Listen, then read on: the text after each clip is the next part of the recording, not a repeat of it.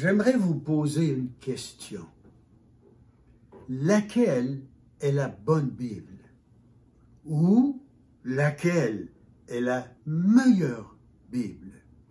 Il y a plusieurs années, quand je me suis mis à étudier l'histoire des Bibles en français, je me suis proposé 3 conditions pour trouver la bonne Bible ou la meilleure Bible possible. Les 3 conditions sont ici. Premièrement, les hommes. C'est-à-dire que je me suis dit, les hommes qui ont travaillé à cette traduction doivent être des personnes dignes de foi. Je veux dire par ça que si vous prenez une Bible publiée ou traduite par une secte bizarre, vous pouvez être certain que tôt ou tard, les idées bizarres de cette secte vont ressortir dans la traduction. Donc, les hommes doivent être des personnes dignes de foi. Deuxième condition que je me suis proposée, il fallait prendre le bon texte. Sur une autre vidéo, on a présenté l'histoire du texte grec du Nouveau Testament, et j'ai établi ma préférence sur le texte grec.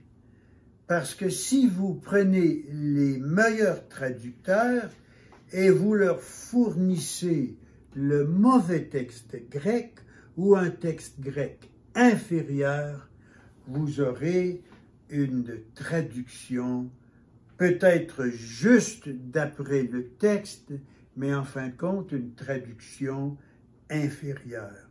Donc, les hommes, il faut qu'ils soient dignes de foi, aucune croyance bizarre. Deuxièmement, le bon texte grec. Et troisièmement, la méthode de traduction. Les experts nous disent qu'il y a principalement 2 méthodes de traduction, la méthode formelle et la méthode dynamique. J'explique. La méthode formelle est de prendre le texte grec, le bon texte grec, regarder un mot, trouver son équivalence en français et le traduire. Donc, c'est plutôt du mot pour mot, c'est-à-dire un mot grec pour un mot français, dans la mesure du possible. Mais bien des fois, ce n'est pas possible. Parfois, ça prend 2 ou 3 mots ou 4 mots en français pour traduire exactement le sens du mot grec. Donc, la méthode formelle est de rester cloué au texte grec, dans la mesure du possible, un mot pour un mot. La deuxième façon de traduire, c'est d'une traduction dynamique. C'est-à-dire que un traducteur prend un texte grec, le lit, cherche à l'assimiler et va le traduire dans ses propres mots. Donc, on s'éloigne des mots inspirés du texte grec. La meilleure traduction, pour moi, est donc d'avoir une traduction qui suit la méthode formelle et non la méthode très flexible, la méthode dynamique. En plus de ces 3 conditions, je m'étais établi 2 qualités d'une bonne traduction. Premièrement, je me suis dit, il faut que la traduction soit juste. C'est-à-dire que ça prend une certaine connaissance du français et une certaine connaissance du grec. Alors, et vous devez traduire correctement le sens du mot grec vers le français. Alors, il faut que la traduction soit juste.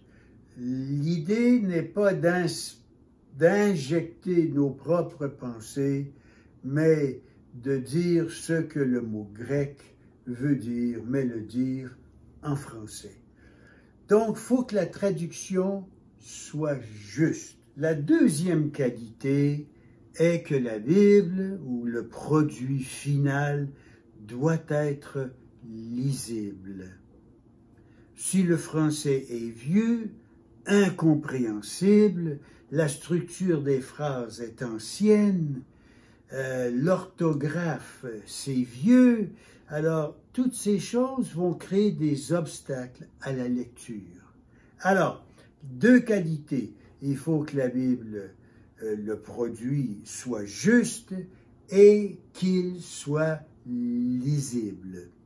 Donc, voici les trois conditions. Des hommes fiables, dignes de foi, le bon texte et la bonne méthode de traduction, et le résultat, si le travail est bien fait, sera donc une Bible juste et une Bible lisible. Après toutes mes recherches,